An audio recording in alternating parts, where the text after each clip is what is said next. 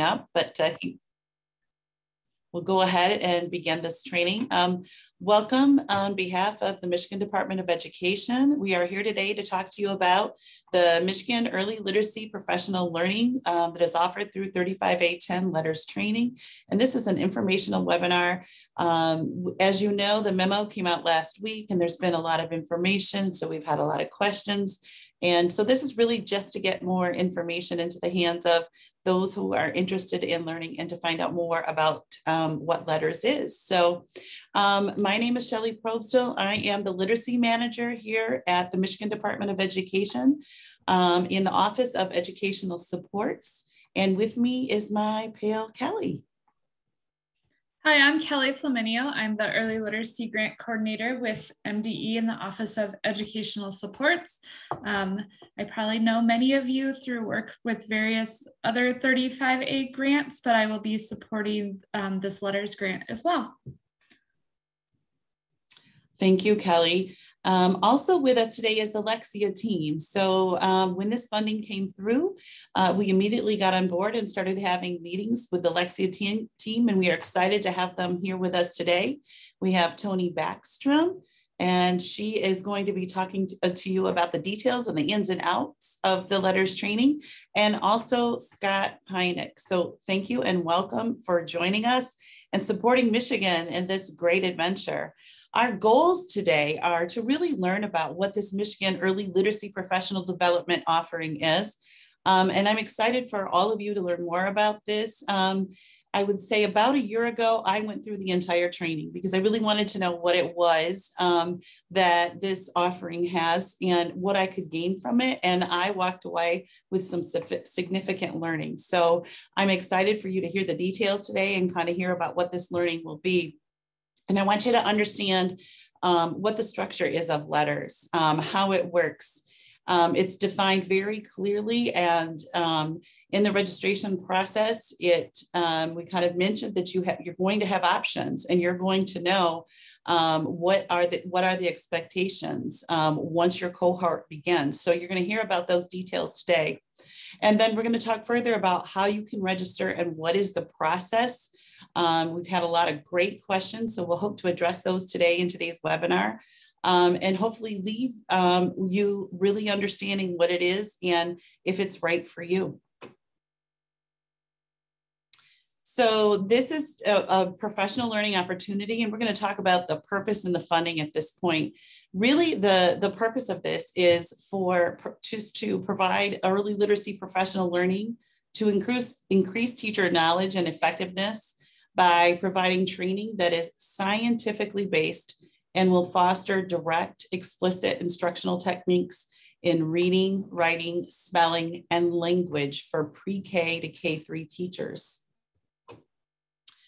It was in our funding through the State Aid Act that $4 million of the funding is here to implement statewide professional learning. And so we are excited to actually have that directly go into teachers who are excited and wanting more scientifically based methods to be using in their classrooms to really increase learning for our students in the area of reading. So it was legislatively appropriated. And so we are working with Lexia to really kind of market this and help get it out into the teachers' hands. We know that it is available for educators in Michigan public schools who work with pre-K to K3 students. Teachers will register individually. Pre-K to K3 teachers are eligible, and if maximum capacity is reached, priority will be given to pre-K, K, and first grade teachers. I really encourage you to sign up. You will then learn more about what the cycle will look like for the training, and then have an option to really think about if this is a good fit for you.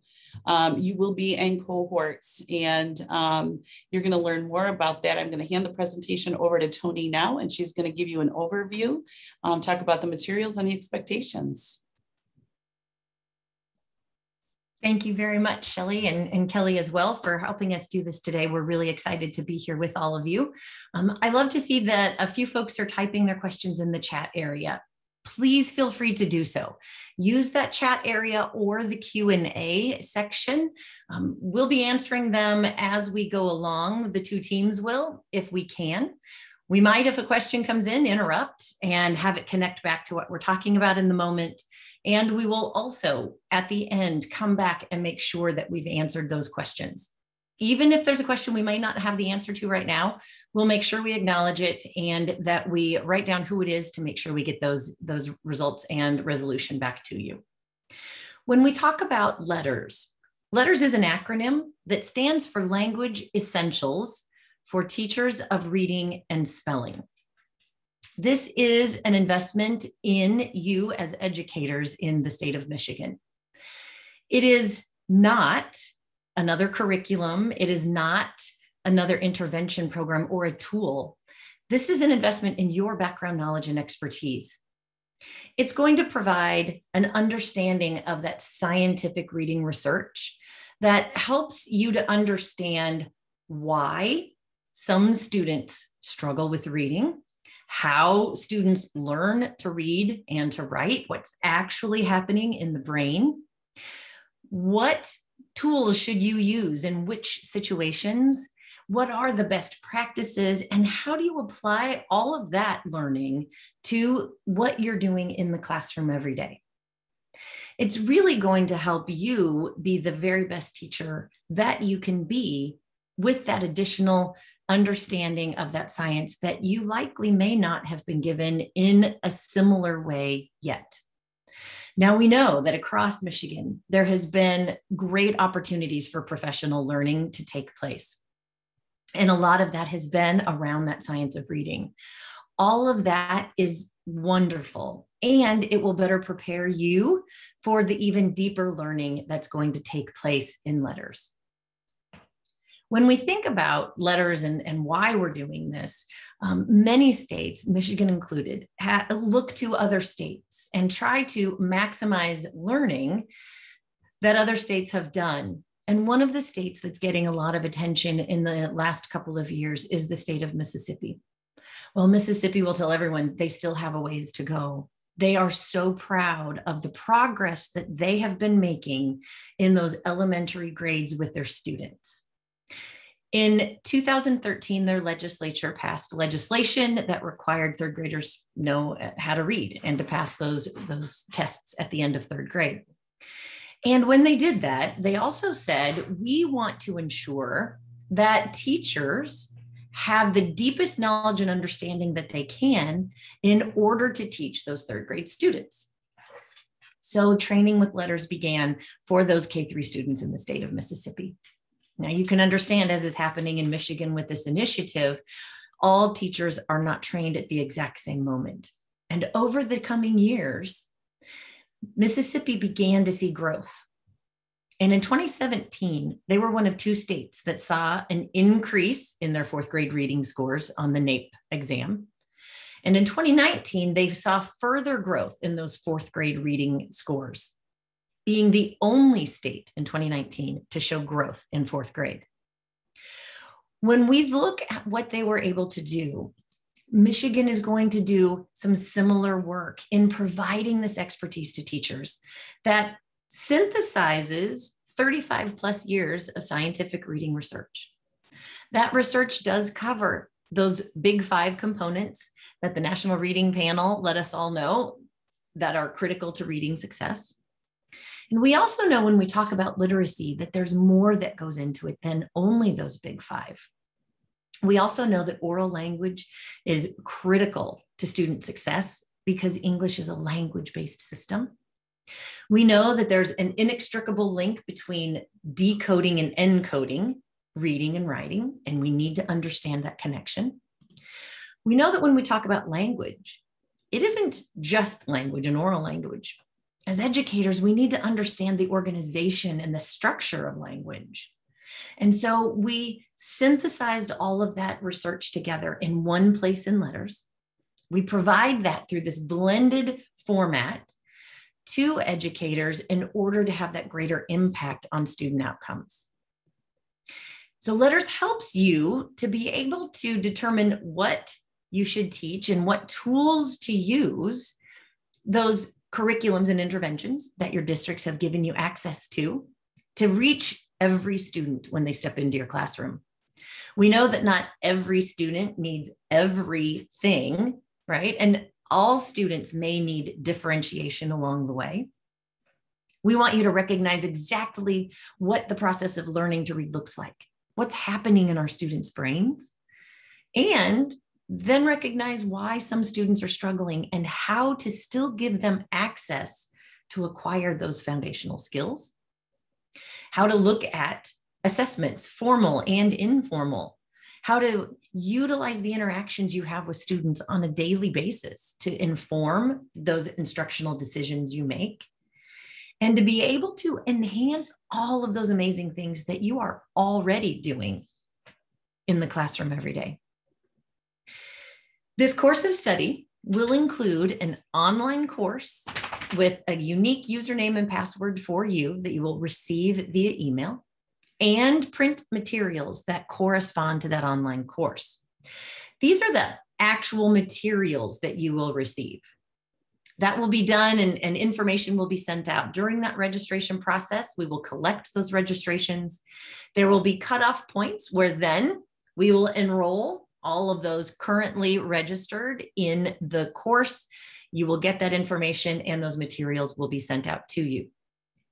All of that is provided and encompasses this course of study.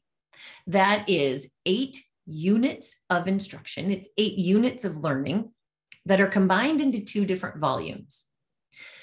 Volume 1 is where everyone starts, and it corresponds back, if you're familiar or heard about Scarborough's reading rope or the simple view of reading, it comes back to word recognition skills, those most foundational skills. Those 4 units are done over 2 semesters. So in this spring semester, starting in January, you would complete 2 units of that training.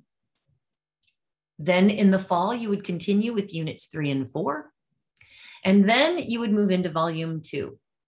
So sometimes you might hear us talk about LETRS being a 2-year process to complete this entire course. We also think about it being 4 semesters, depending on when everyone starts in the course.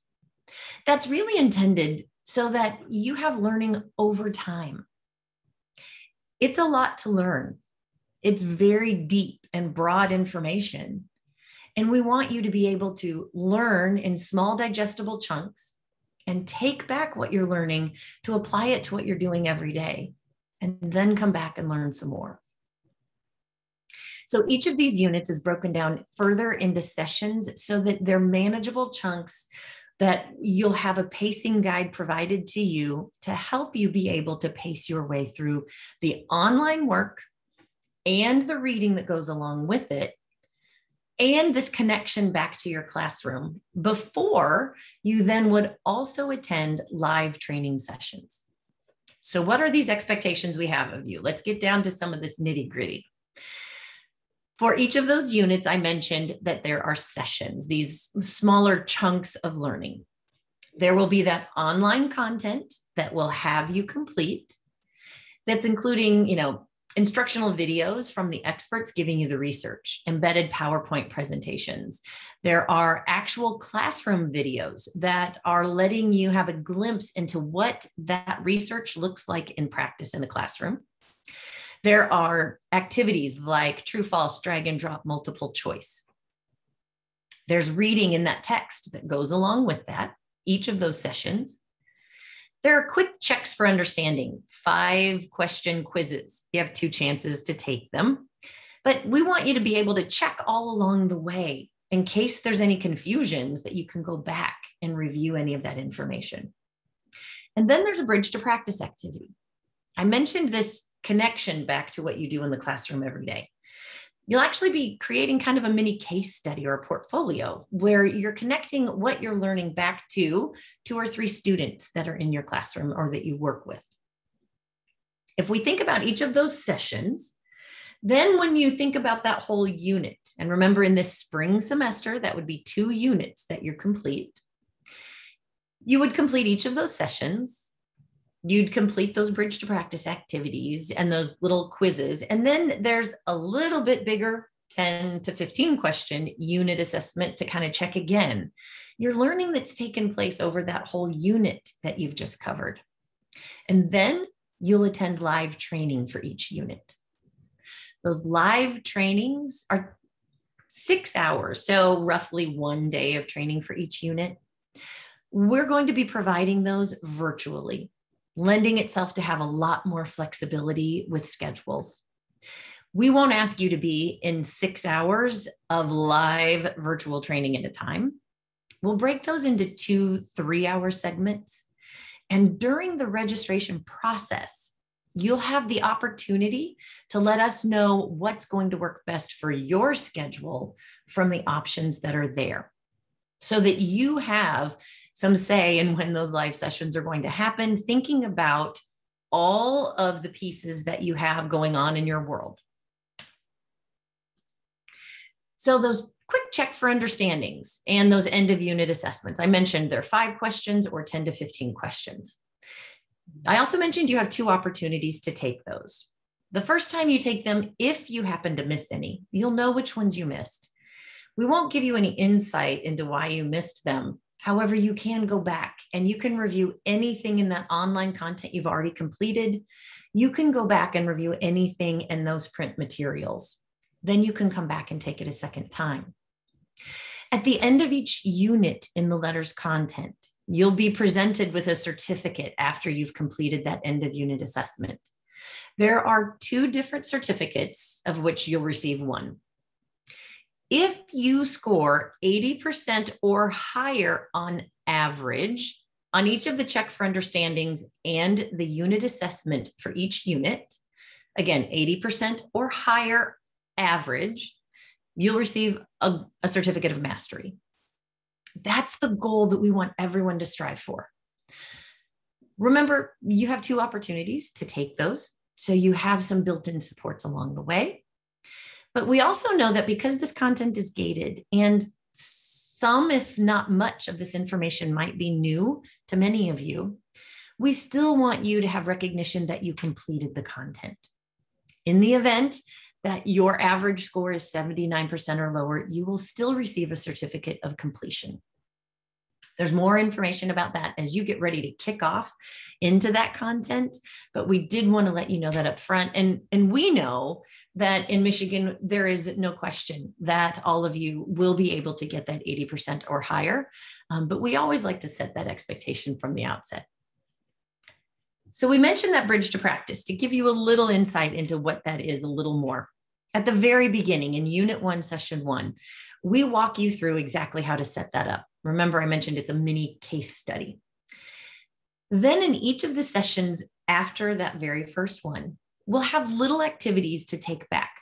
Sometimes that might be a simple reflection around what you learned, applying it and thinking about those couple of students that you are using for that case study.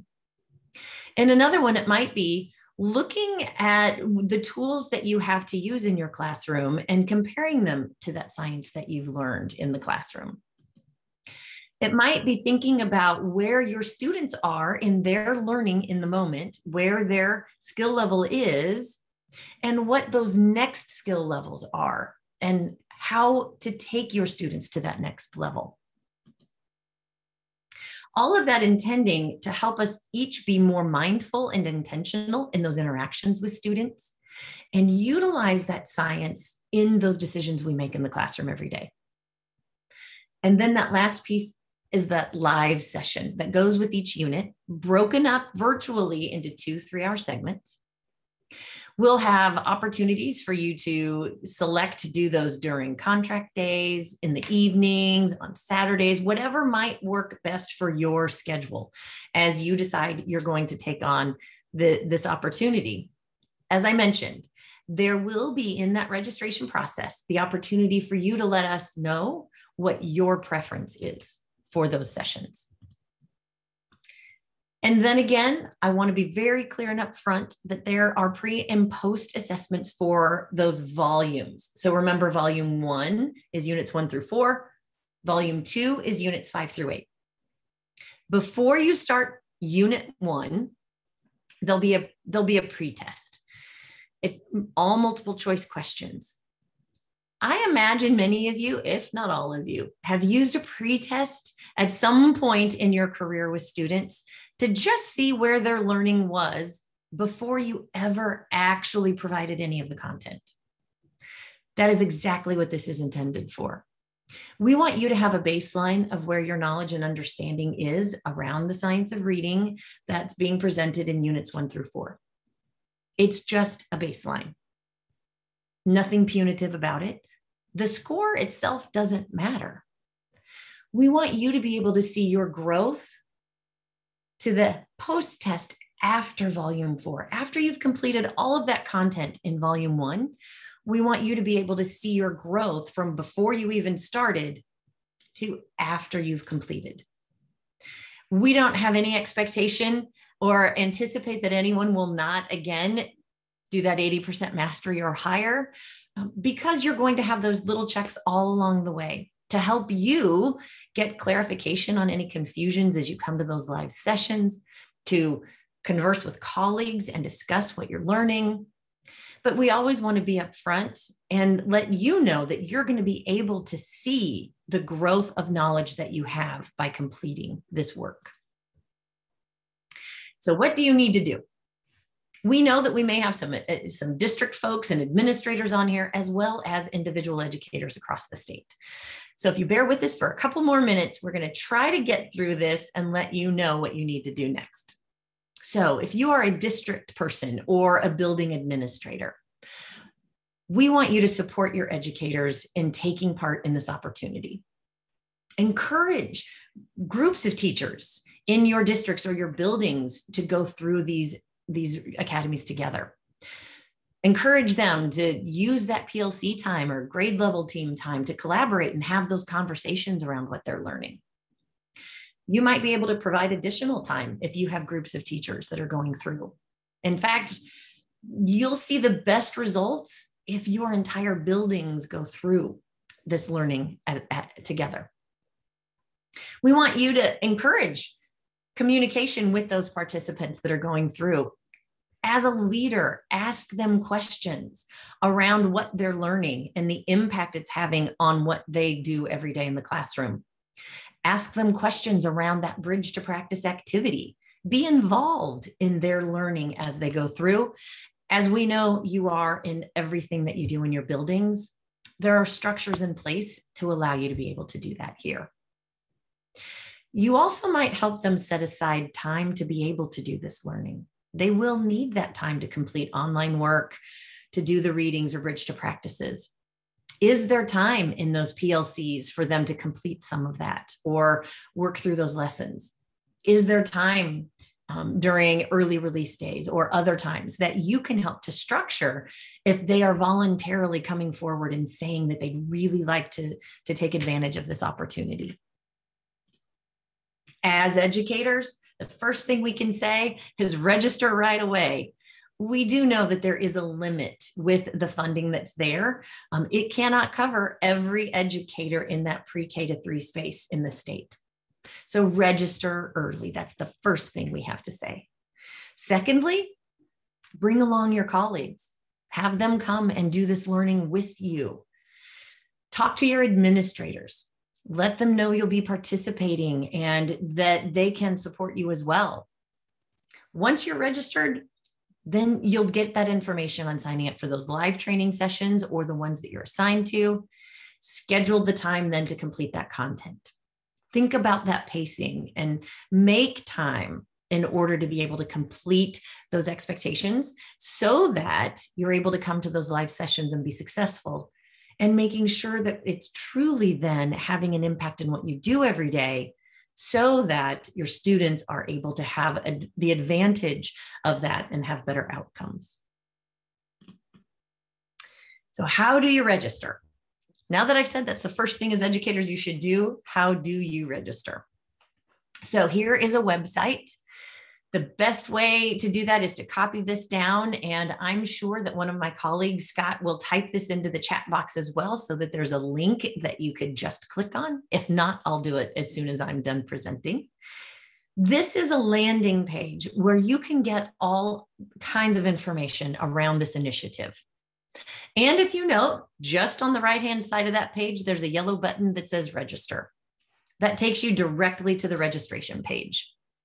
That's where you'll let us know who you are, the district you're with, all of that information, as well as let us know your preferences for when you'll attend those live trainings.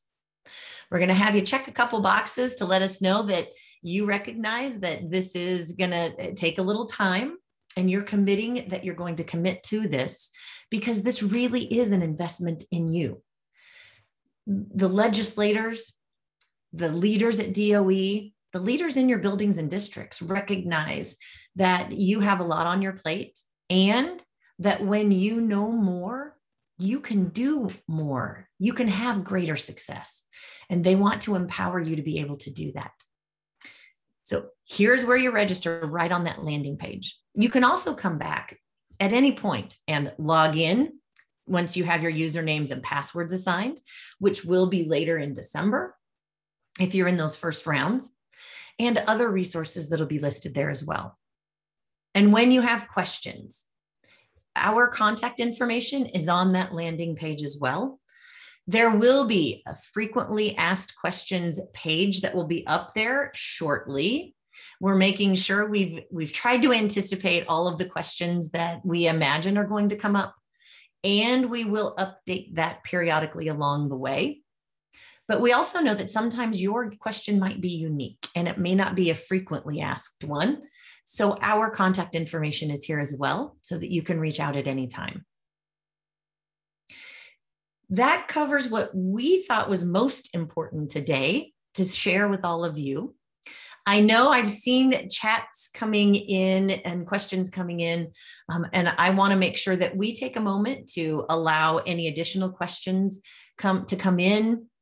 To make sure if there's any that we need to address in the full setting and not just typing a response to in the chat box, that we have time to do that now.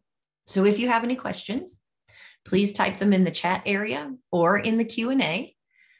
I'm sure my colleagues and partners will start to chime in if there are some questions that any of us can answer that would serve the whole group better, that weren't as easy to answer in that chat area.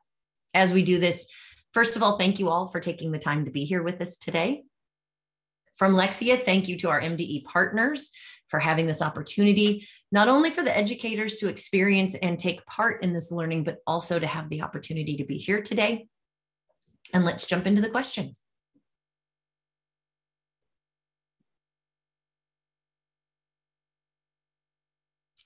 So we have a question in the Q&A. This is a good one that says they've been promoting it, and some of their veteran teachers are saying that they've been trained about 15 years ago. And how is that different or updated now than it was years ago? So you are absolutely correct. About 15 years, 16 years ago, right when I started with the LETRS program, it was during Reading First. And the state of Michigan being a forethought leader and jumping out quickly at the beginning of things, really embraced the need for professional learning. That was in our very first edition of LETRS and the training that was provided. And I can let you know that it wasn't all of the content that is now in LETRS in its latest version. So first of all, it wasn't all content then, and they would be completing all of the content now.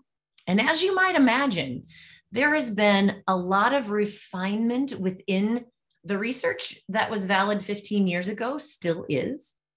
And we have had a lot of refinement of what we know from research. There's been a lot of research that has come out within the last 15 years.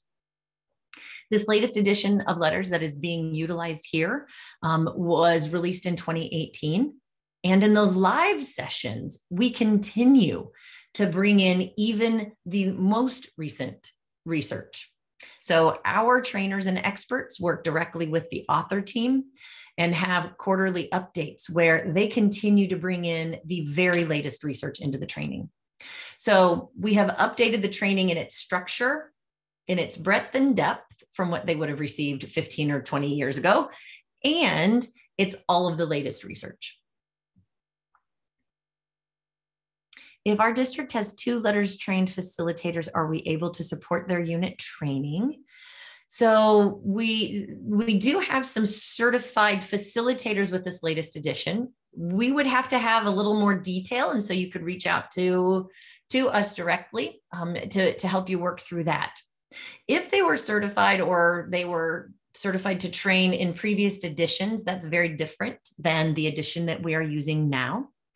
And so as part of this, all of this is being done through a grant to be able to have us to provide that training for them. They absolutely can help further the learning that's happening with any of the educators within your district that might be going through. Volume 2 alone will not be an option to select. There's an expectation as you go through Volume 2 that you have completed the Volume 1 content. And we know that we can often, all of us, believe that we know information and that we only need something different. I can tell you, having worked with LETRS for almost over 18 years, almost 19 now, every time I sit in a training, I learn something. Every time I go back into the content, and that's for a couple of reasons. One, as I mentioned, in live trainings especially, there is always the very latest research. Secondly, once we know more, our paradigm shifts and we can receive that information again in another way. And we can only take in so much at a time. And so we always know that multiple exposures to information always increases our learning. So we want everyone to, and they will begin in Volume 1 as they go through, so that we can ensure that all of the theoretical models and all of that learning is there, because it's a spiral of learning and applying, review, learn, apply as they go through that content. But that's a great question. There is a possibility for those, if you continue and you utilize this opportunity to become certified facilitators in the future. The first step in that process is to complete this content. And so by doing this and utilizing this opportunity, that would be the first step in that certification process. And you can reach out to us directly if there are questions around specifically what would be those next steps. There are some thresholds on those post tests that have to be met to demonstrate, high levels of understanding of that content for sure. What's the difference between LETRS for early childhood and the full LETRS training? Great question, and thank you for submitting that. The difference between the two is that the full LETRS program is intended for kindergarten and higher teachers, where we are truly working to teach those students to learn to read.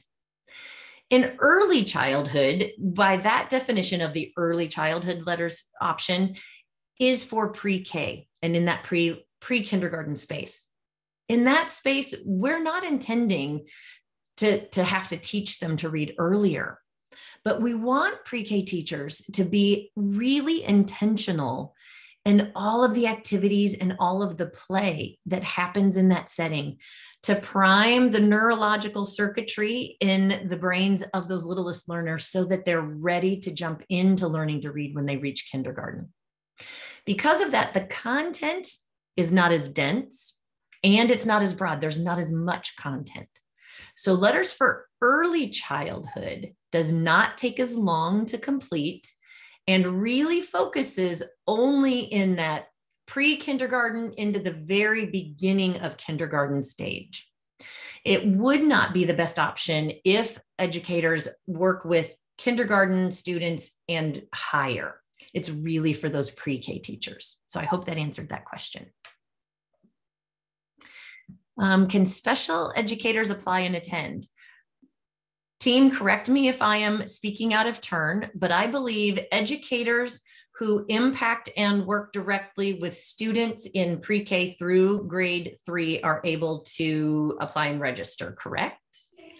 Correct. Legislation does say that priority is given to pre-K, kindergarten, and first grade teachers, and then second and third grade teachers. But interventionists, special ed, literacy coaches, if you have, like Tony said, if you have impact with those classes, you are eligible to apply. Excellent. Teams, are there other questions from the chat area that we didn't get to yet that we should answer as a group?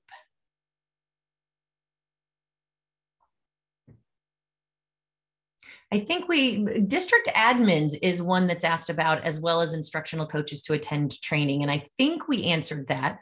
Would there be a different answer specifically for district admins?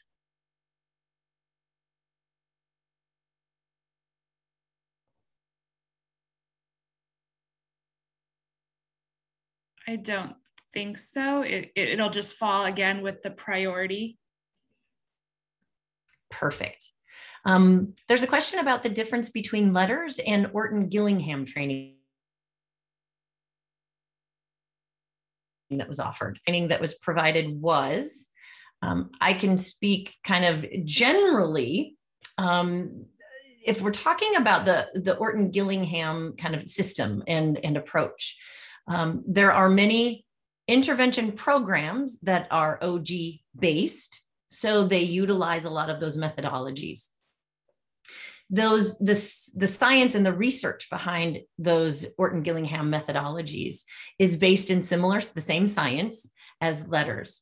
LETRS is much broader and deeper, because LETRS isn't intended to focus only on students that struggle. It's intended to help educators understand the process of learning to read, for those that are successful, for those that thrive, and for those that struggle. And what is the continuation of acquisition of skill that's required for every learner all along the way with best practices.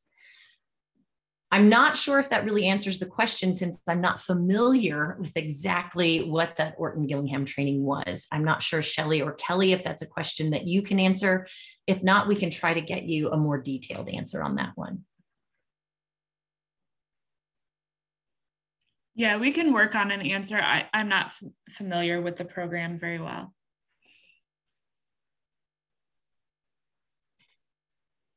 Tony, I'm sifting back through some of the chat here. I'm gonna throw a couple items out there for you.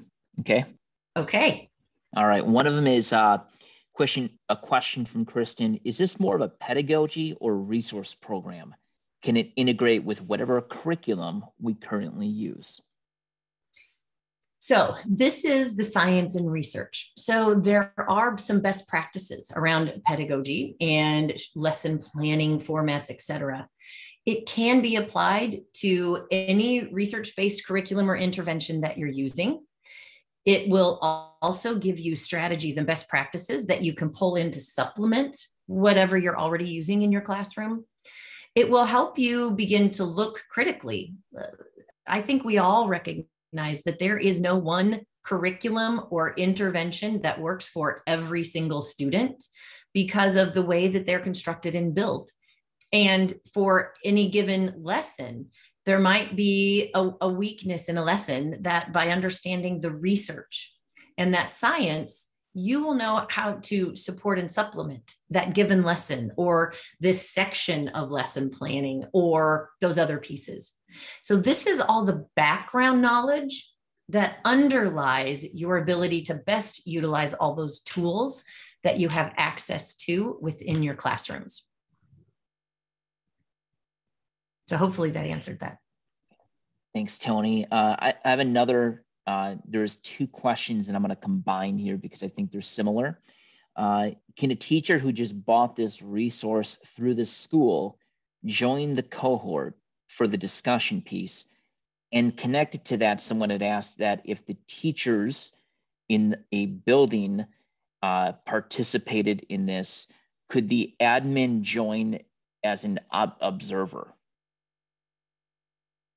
So I'm not sure if I'm exactly the one to do this. I think we can try to work out if there's a way The challenge becomes that in those live training sessions, we have some maximum capacity per each of those live training sessions. And that is intentional because they are incredibly interactive with those LETRS experts. We want those educators that are involved in those to be active, to be in breakouts, to be having those discussions. And so it's possible that we have to be cautious that to have observers can be difficult, because if you're in there, you're really participating. The trainers and the experts that are there won't delineate that you're just an observer. They will expect participation when you are in those sessions. And so that's one of those challenges with just having someone as an observer. I can attest to this because I have been what I thought was an observer in a couple of them recently. And I might not have been paying as close of attention as I thought, and I was called on and expected to respond. So they want full engagement from everyone when you're in those live sessions. I think we'll need to go back and think about if partial purchase of pieces of it was done in a different way and how that comes into this. I'm not sure if Kelly or Shelley, you have any further insight. I think at this time, the way we have it set up, we really want full active participants. And we really want to max this out to show the needs so that we can ask for more. So that's where we're following the legislation, and it's really meant for that full registration for pre-K 1 teachers being prioritized, and then anyone else that teaches through K3 or works with K3 students would be given an opportunity if the cohorts weren't full.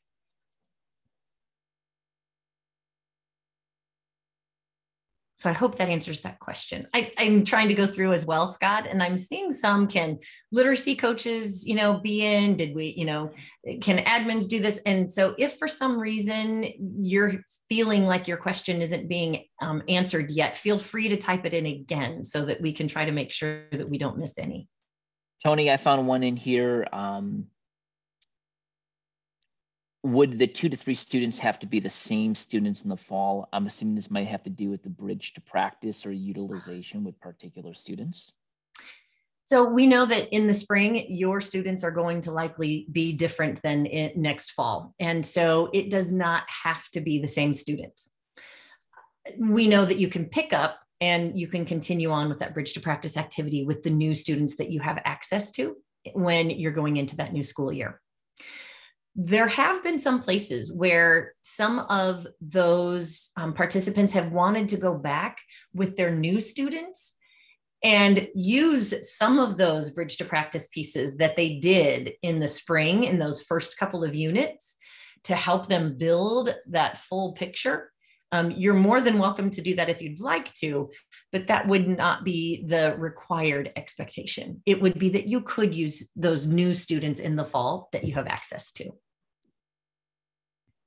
And Tony, I'm seeing some recurring questions about the time commitment per session. So are these typically half days, a few hours?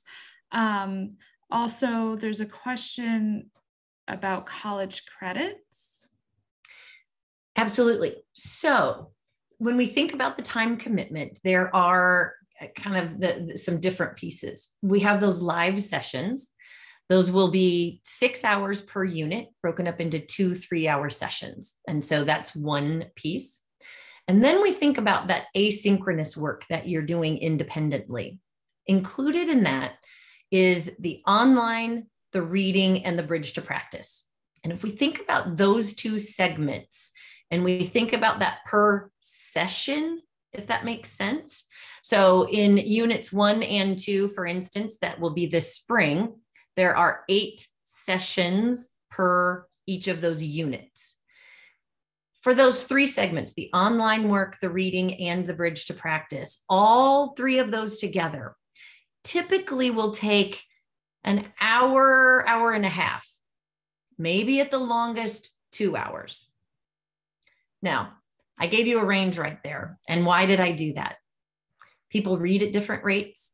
Some people take their time when they're watching those videos and they might watch them more than one time. When you're doing the bridge to practice, your reflection might take a little longer than your colleague's reflection. So yes, it's a range.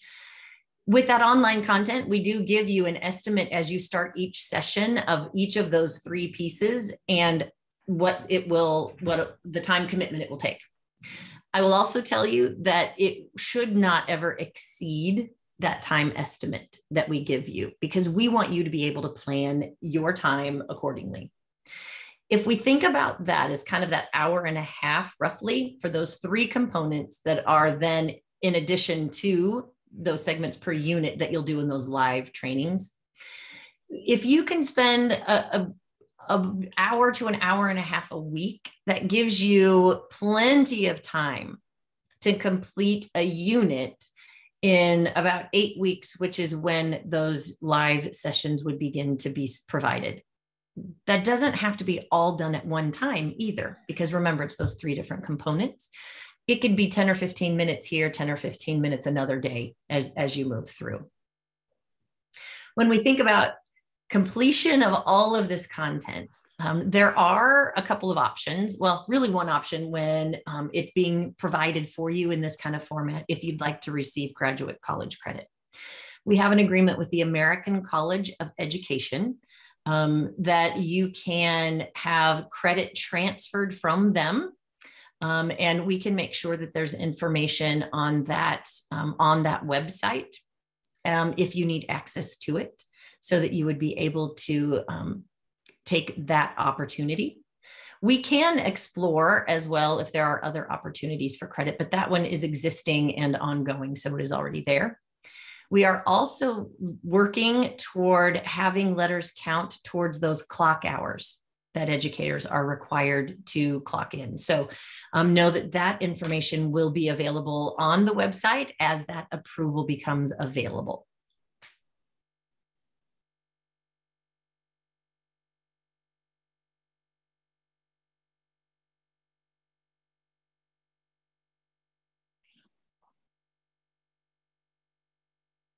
So I think I see a lot of questions around those literacy coaches and interventionists. So I just want to reiterate that priority is being given to pre-K, K, and 1 teachers, educate, and then 2nd and 3rd grade teachers.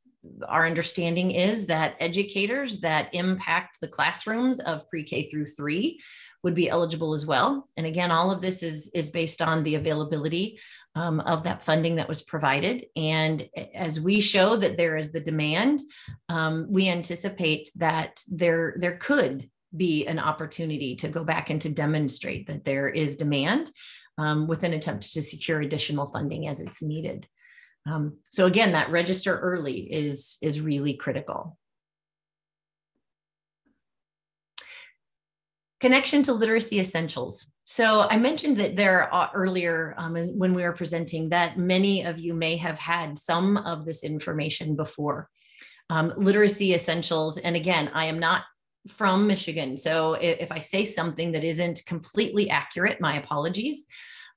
However, my understanding is that Literacy Essentials does begin to provide a glimpse and a look into that science of reading, and it is important and will provide for many of you who choose to take part in this LETRS opportunity as well, a bit of a baseline of understanding that colleagues that have not participated in Literacy Essentials do not have as they go forth. I don't believe that Literacy Essentials is as broad nor as deep as LETRS, and may not have the same bridge to practice connection back to the classroom that LETRS does. There are many, many science of reading professional learning opportunities out there. Very few, if any, have the formula in the way in which through that blended model it's provided to teachers over the course of time with the depth of research that's provided that LETRS does.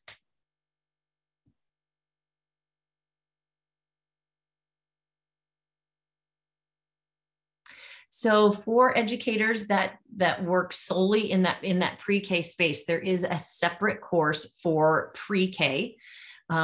It is 4 units of instruction and learning rather than 8. It takes approximately a semester to complete. It has the same components: an online course, print materials, and live training that goes with it. It has 4 units, a total of 10 sessions, again, takes about that semester, and includes that live training that's about 12 hours in total. So that little bit of difference of not as in-depth and not as broad in the number of skill areas, because we're focused only in that pre-K space.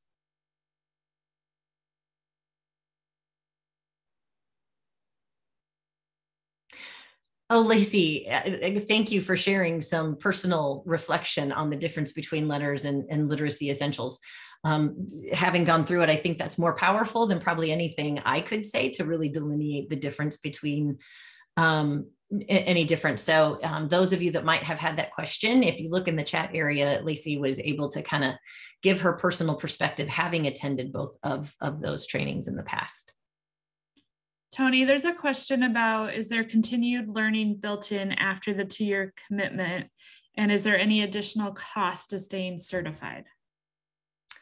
So I'm not sure that we all understand exactly what they mean by certified. So there isn't any expectation of continued learning in a formal way for the full LETRS program, that 2 years or 4 semesters, or for LETRS for early childhood in that pre-K space that semester. We hope that through this learning, all educators continue to want to always be aware of and searching for the newer research to inform their practices and stay connected. If anyone goes through, once they have completed this first part, to become a certified facilitator, there are ongoing requirements for that certification. But there is not, for having completed the content itself, any additional requirement after the 4 semesters.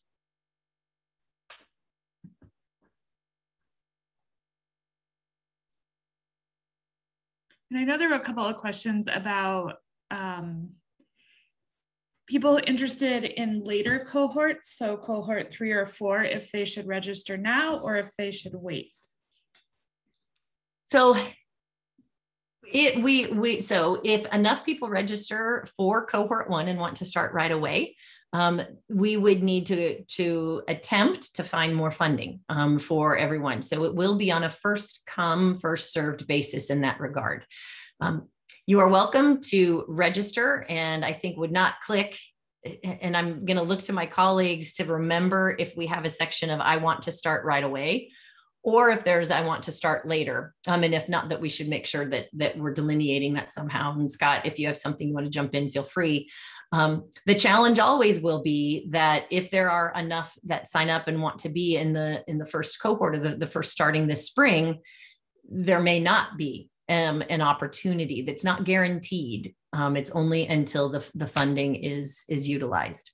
So those that start earlier obviously have the greatest chance of getting in.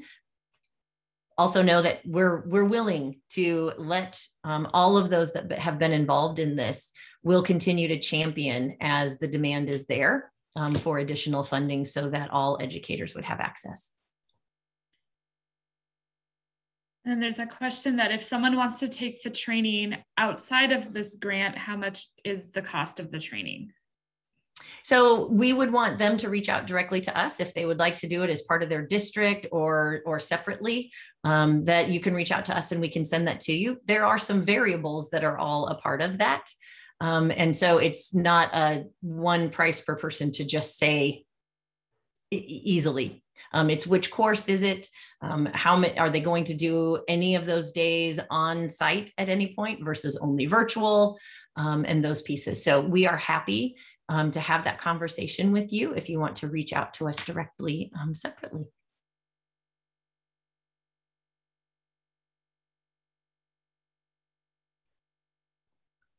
At this time, I do not see any other questions. If there are any more, please feel free to put them in the chat or the Q&A.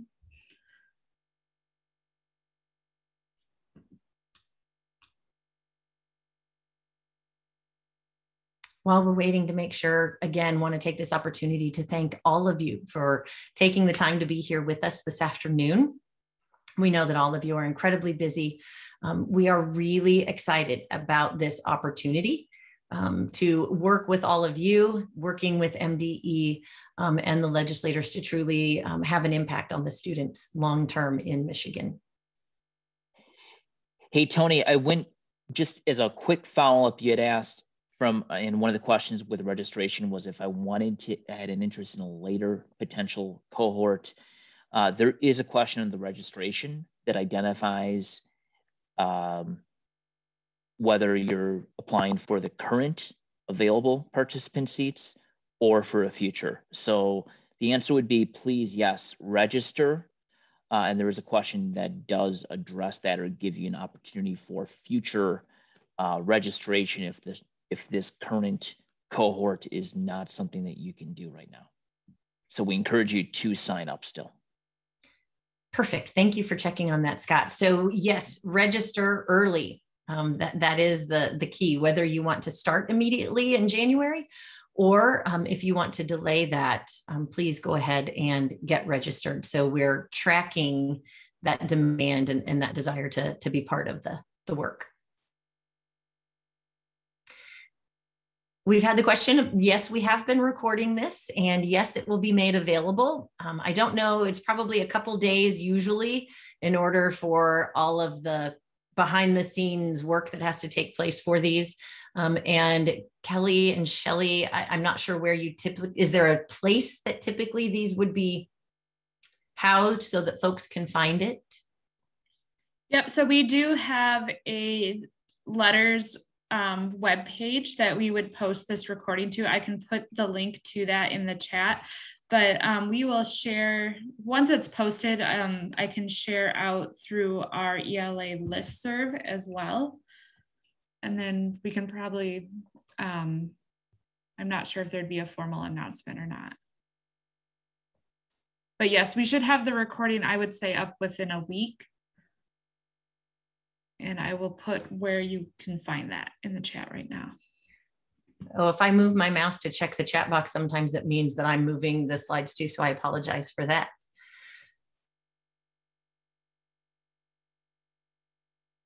Can anyone get on the ELA listserv? Yes, anyone is welcome to join the ELA listserv. I can put a link for that too. It's a great resource. That's where I send out any official MDE memos, any webinar, PD opportunities that are related to literacy also get sent out through that listserv. So I can put I'll also put instructions on how to sign up for that. Kelly and Shelley see a couple questions pertaining to if someone already registered and needed to edit and or change information in the registration, how can they go about doing that? That might be a question of what settings were set up for that Google form.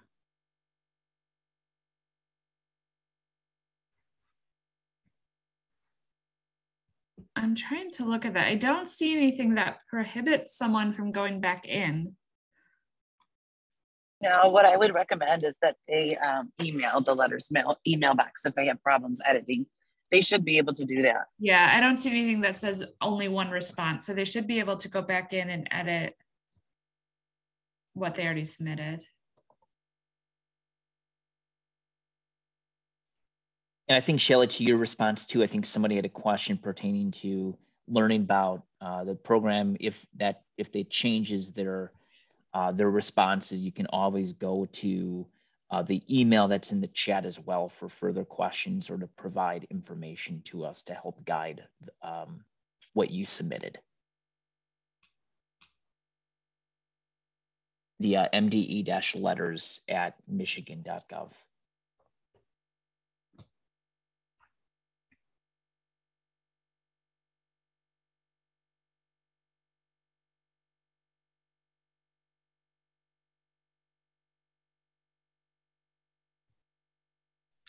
I haven't seen any newer questions come in. Did I miss anything?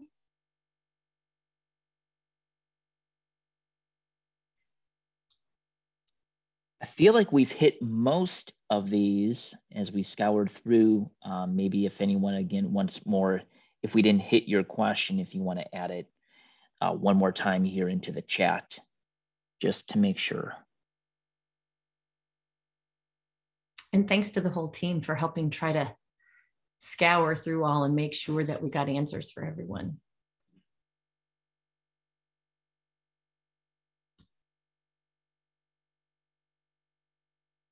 Oh, perfect, Kelly. Yes, thank you. So if you have questions after you get off this webinar today and if something comes to you, you can email them to mde-letters.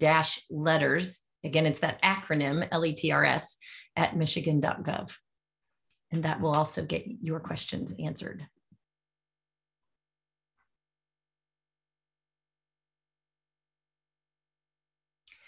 If not, from our standpoint, from the LETRS Lexia standpoint, thank you again. A special thank you to Shelley, Kelly, and your teams for all the work that's been going into this up to this point and will continue beyond. We truly appreciate the partnership. I'm not sure if there's anything in final words that either of you would like to share, but I really appreciate you pulling this together for the educators in the state of Michigan. We're really excited about this. No, really, in closing, on behalf of MDE, we look forward to giving this opportunity and working with teachers and working with you as well. So we are excited to launch this and get it going. Thanks for today. Thanks, everyone.